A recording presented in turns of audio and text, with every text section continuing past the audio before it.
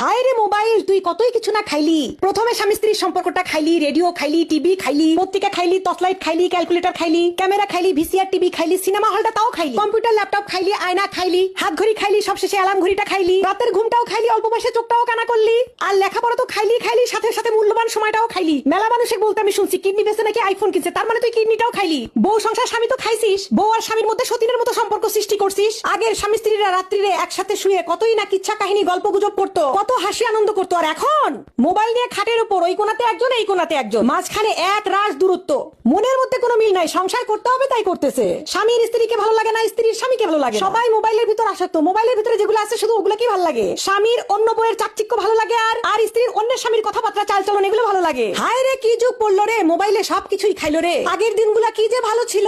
আগে স্বামী স্ত্রীর সম্পর্ক দেখলে বুক ভরে যেত। আমাদের নানি দাদিরা যে আছে তাদের ভালোবাসা দেখলে এখনো মনটা ভরে যায়। আর আমাদের মধ্যে খালি মারামারি।